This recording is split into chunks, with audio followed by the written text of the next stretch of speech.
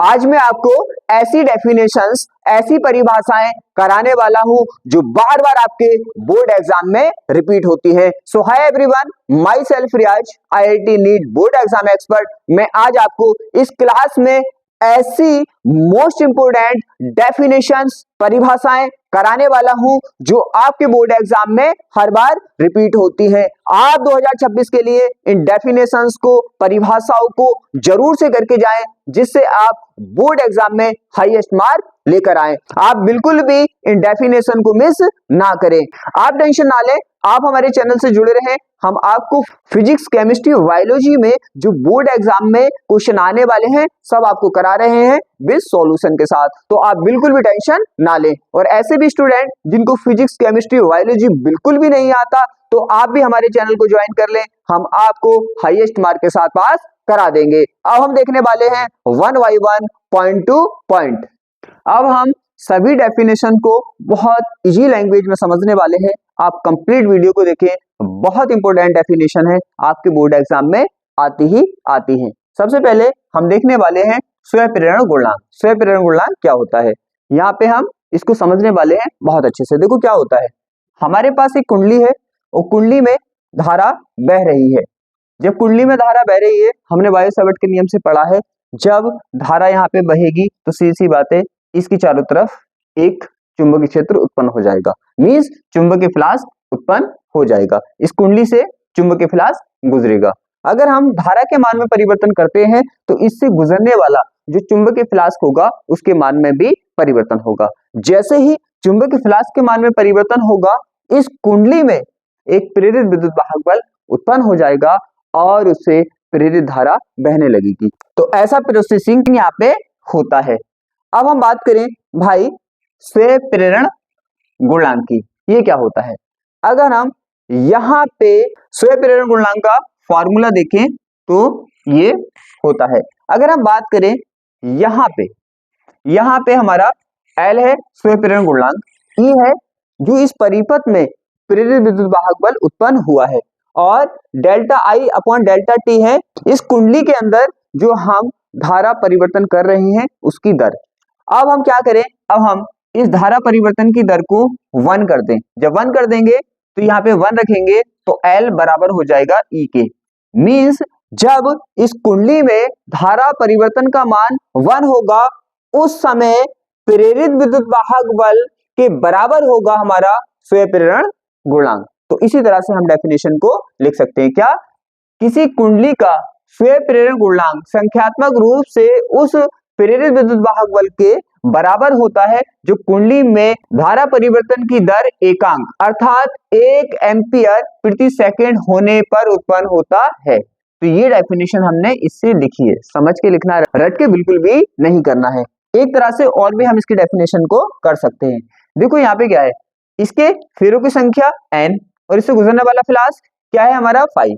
तो ये n5 बराबर होता है Li के। अब हम क्या करें, अब इसमें बहने वाली धारा के मान को 1 कर दें। यहाँ पे हम 1 रखेंगे तो क्या हो जाएगा, n5 बराबर हो जाएगा L। तो इससे भी इसकी डेफिनेशन निकाल सकते हैं। देखो यहाँ पे क्या है, यहाँ पे अगर कुंडली में बहने वाली धारा का मान एकांक है तो उस समय यहाँ पे कुंडली से गुजरने वाला कुल फ्लास्क क्या है, स्वयं प्रेरण गुणांक के बराबर है। तो आप इस डेफिनेशन को ऐसे भी लिख सकते हो कि जब कुंडली में प्रवाहित होने वाली धारा का मान एकांक हो तो कुंडली से गुजरने वाला कुल फ्लास्क स्वयं प्रेरण गुणांक के बराबर होता है। तो ये और भी इजी पड़ेगा। आगे हम बात करें अन्योन्य प्रेरण गुणांक की, तो प्रोसेसिंग तो ये भी ऐसे ही है, बस थोड़ा डिफरेंस है, उसमें स्वयं से था, इनमें अन्य से है। देखो कैसे, यहाँ पे हमारे पास दो कुंडली रखी है, हम प्राथमिक कुंडली में धारा प्रवाहित करते हैं, दूसरी में धारा प्रवाहित नहीं करते हैं।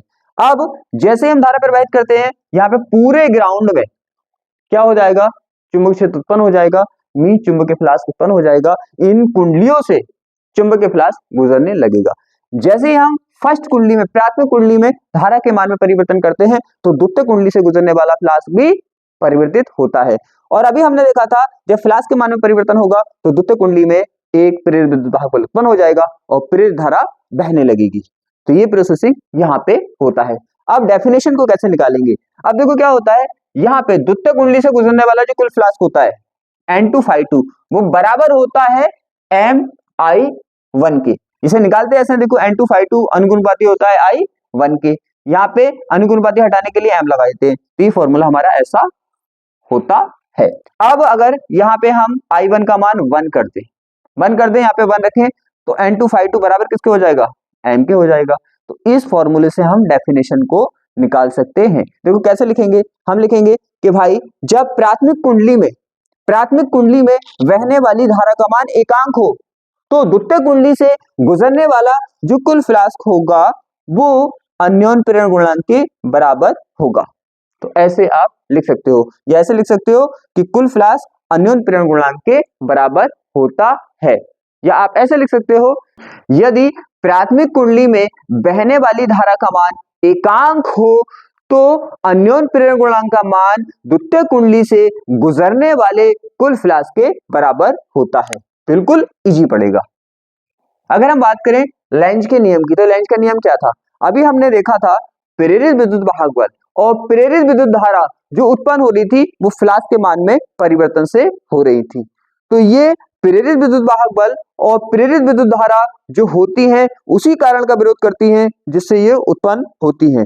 अगर ये फ्लास्क के मान में परिवर्तन से उत्पन्न होती है तो फ्लास्क के मान में परिवर्तन का ही विरोध करती हैं। कहने का मीन्स ये है, ये जिस कारण से, जिस रीजन से उत्पन्न होती है उसी का विरोध करती है। तो सिंपल सा है अपना लेंज का नियम। आगे बात करें हम विद्युत अनुनाद। अब देखो यहाँ पे क्या है, हमने श्रेणी LCR परिपथ बनाया, इसको हमने AC से कनेक्ट कर दिया, यहाँ पे कनेक्ट किया। अब जब इस परिपथ में XL बराबर होगा XC के, मीन्स यहाँ पे धारिता प्रतिघात XC प्रेरण प्रतिघात XL के बराबर होता है, तो उस टाइम पे इस परिपथ में प्रतिरोध का मान न्यूनतम होता है, और जब प्रतिरोध का मान न्यूनतम होता है तो धारा का मान अधिकतम होता है, और इसी स्थिति को हम बोलते हैं विद्युतीय अनुनाद। तो सिंपल सी बात है। उसके बाद आती है लेंस की क्षमता। तो लेंस की क्षमता जो होती है वो लेंस की फोकस दूरी के उल्टी होती है। मैं सिंपल भाषा में बोला है, अगर मैं बोलूं कि लेंस की क्षमता क्या होती है तो हम लिख देंगे भाई फोकस दूरी के व्युत्क्रम को लेंस की क्षमता कहते हैं। देखो साफ साफ दिख रहा है, लेंस की क्षमता क्या है, फोकस दूरी का व्युत्क्रम है, उल्टा है। तो रट के कुछ नहीं लिखना है, ये सब फॉर्मूलों से लिख रहे हैं, हम सब फॉर्मूले से लिख रहे हैं। हमें साफ साफ दिख रहा है कि लेंस की क्षमता फोकस दूरी के व्युत्क्रम के बराबर है, तो हम लिख सकते हैं भाई कि लेंस की क्षमता फोकस दूरी के व्युत्क्रम के बराबर होती है, या हम लिख सकते हैं भाई कि फोकस दूरी के व्युत्क्रम को लेंस की क्षमता कहते हैं। आगे हम बात करने वाले हैं समंजन क्षमता। तो देखिए ये तो बड़ा सिंपल है, हमारे आंख के अंदर ऐसी कैपेसिटी होती है, ऐसी क्षमता होती है जिससे ये फोकस दूरी को समायोजित कर लेती है, मींस एडजस्ट कर लेती है, और ये पास की वस्तु को भी देख पाती है और दूर की वस्तु को भी देख पाती है। तो ये तो बिल्कुल सिंपल है। आगे बात करें हम भाई यहाँ पे कला समृद्ध स्रोत क्या होते हैं। अब देखो मान लो यहाँ पे हमारे पास दो स्रोत हैं, स्रोत नंबर 1 और स्रोत नंबर 2। दो स्रोत हैं और दोनों से क्या है, दोनों से भाई तरंगे निकल रही हैं। अब इनको कला समृद्ध कब बोलेंगे, देखो कब बोलते हैं, जब इनसे निकलने वाली जो ये तरंगे हैं इनके बीच जो कलांतर हो वो स्थिर हो, तो उसको हम कला समृद्ध स्रोत कहते हैं। यहाँ पे ये डेफिनेशन भी लिख रखी है, लेकिन मैं इनसे भी इजी डेफिनेशन आपको बता रहा हूं। हम क्या लिख सकते हैं, हम लिख सकते हैं ऐसे स्रोत जिनसे निकलने वाली तरंगों के बीच कलांतर स्थिर रहता है, कला समृद्ध स्रोत कहलाते हैं। आगे हम बात करें भाई कार्यफलन की। तो प्रकाश विद्युत प्रवाह में क्या होता है, हमारे पास कोई धातु का पृष्ठ होता है, इस तरह से हम क्या करते हैं, उस पर प्रकाश डालते हैं, मींस फोटोन यहाँ पे आते हैं, और इस धातु पृष्ठ से इलेक्ट्रॉन निकलकर बाहर चले जाते हैं। तो इस धातु पृष्ठ से इलेक्ट्रॉन को निकालने में जितना कार्य किया जाता है उसको कार्यफलन कहते हैं। तो आप बिल्कुल सिंपल में लिख सकते हो भाई, किसी धातु पृष्ठ से इलेक्ट्रॉन को निकालने में जो कार्य किया जाता है उसको कार्यफलन कहते हैं। बिल्कुल ही सिंपल है। आप ऐसे भी लिख सकते हो भाई, क्या लिख सकते हो कि किसी इलेक्ट्रॉन को धातु पृष्ठ से निकालने के लिए जितनी ऊर्जा की आवश्यकता होती है उसे कार्यफलन कहते हैं। पहला वाला RBG रहेगा। अगर हम बात करें दूसरा, निरोधी विभव क्या होता है। देखो यहाँ पे सिस्टम क्या होता है, हमारा प्रकाश विद्युत प्रभाव का कुछ इस तरह से सिस्टम होता है। यहाँ पे हमने क्या किया, एक बैटरी लगाई है, यहाँ पे दो प्लेटें हैं, इस पे माइनस तो इस प्लेट पे माइनस, इस पे प्लस तो इस प्लेट पे प्लस, कोई दिक्कत वाली बात नहीं है। अब देखो होता क्या है, यहाँ पे इन दोनों प्लेटों के बीच क्या है, प्लस माइनस है, तो दोनों में विभवांतर है, तो यहाँ पे एक विभवांतर उत्पन्न हो गया, बी उत्पन्न हो गया। अब क्या होगा, अब हम यहाँ पे प्रकाश डालते हैं, जैसे ही प्रकाश डालते हैं, अभी देखा था तो धातु की प्लेट से इलेक्ट्रॉन निकलते हैं माइनस वाली से और ये प्लस पे जाते हैं, और किसकी वजह से जा रहे हैं, देखो यहाँ पे एक विभवांतर लगा हुआ है, तो ये तो होता है इसका प्रोसेसिंग। अब बात करें निरोधी विभव क्या होता है। अगर हम जितना विभव ये है इतना ही विभव इसका उल्टा लगा दे तो क्या होगा, ये इलेक्ट्रॉनों को जाने से क्या कर देगा, रोक देगा, इसी को बोलते हैं निरोधी विभव। देखो लिखा हुआ है, किसी संग्राहक प्लेट मींस एनोड से इलेक्ट्रॉन उत्सर्जन को रोकने हेतु, मतलब रोकने के लिए लगाया गया न्यूनतम ऋणात्मक विभव क्या कहलाता है, यहाँ पे लिख देना आपको, निरोधी विभव कहलाता है। आगे हम बात करें परमाणु में इलेक्ट्रॉनों की स्थायी कक्षाएं किसको बोलते हैं। देखो होता क्या है, यहाँ पे हमारे पास ये परमाणु है, ये उसकी संरचना है। अब यहाँ पे क्या होता है, ये जो होता है मिडिल वाला ये तो होता है नाभिक और ये होते हैं कोष, और ये जो इलेक्ट्रॉन होते हैं इनकी कक्षाएं जो होती हैं वो फिक्स होती हैं, इनके कोष फिक्स होते हैं।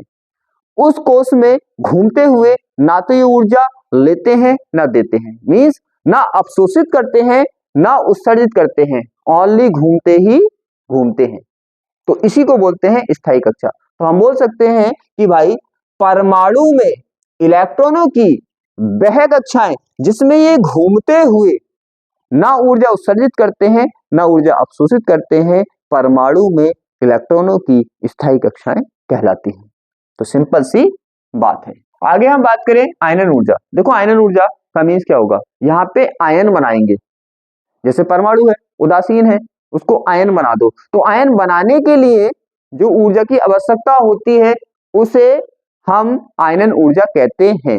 मींस यहाँ पे ऐसा नहीं है +2 बनाएंगे +3 बनाएंगे, +1 बनाने के लिए देखो कैसे, यहाँ पे क्या है, यहाँ पे हमने सोडियम परमाणु लिया लेकिन इलेक्ट्रॉन को गैसीय अवस्था में ही हम निकाल सकते हैं, तो हमने क्या किया, हमने एक इलेक्ट्रॉन इससे निकाल दिया, इलेक्ट्रॉन निकाल दिया यहाँ पे, तो इस इलेक्ट्रॉन को निकालने के लिए जितनी ऊर्जा हमारी लगी हमें चाहिए थी उसी को बोलते हैं हम आयनन ऊर्जा। तो लिख रखा है देखो सिंपल में, गैसीय अवस्था में एक विगलित परमाणु से एक इलेक्ट्रॉन, में बोल रहा था एक ही निकालना है, एक इलेक्ट्रॉन बाहर निकालने के लिए आवश्यक ऊर्जा आयनन ऊर्जा कहलाती है।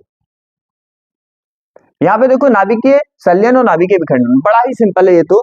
देखो नाभिकीय संलयन का मीन्स होता है जुड़ना और नाभिकीय मीन्स नाभिक का, तो यहाँ पे नाभिक जुड़ जाते हैं, नाभिकीय मीन्स यहाँ पे नाभिक, विखंडन मीन्स टूटना, तो यहाँ पे नाभिक टूट जाता है। अब जुड़ेगा कब, जब छोटे छोटे होंगे तो जुड़ जाएगा, बड़ा होगा तो टूट जाएगा, सिंपल सी बात है। तो यहाँ पे क्या होगा, देखो नाभिकीय संलयन में क्या होता है, हम लिख देंगे भाई जब छोटे छोटे नाभिक जुड़कर एक बड़ा नाभिक बनाते हैं या हल्के हल्के नाभिक जुड़कर एक भारी नाभिक बनाते हैं तो नाभिकीय संलयन कहलाता है। और हम लिख देंगे कि भाई एक भारी नाभिक टूटकर जब छोटे छोटे नाभिक बनाता है या हल्के हल्के नाभिक बनाता है उसको हम नाभिकीय विखंडन कहते हैं। ये तो बिल्कुल सिंपल वाली बात है, अपनी लैंग्वेज में आराम से लिख सकते हो। इस तरह से कंप्लीट किया है हमने सभी इंपोर्टेंट डेरिवेशन को, ये मोस्ट इंपोर्टेंट है, आपके एग्जाम में बार बार रिपीट होती हैं, आप इनको जरूर जरूर करें। तो आज की क्लास को अब हम यहीं पे क्लोज करते हैं।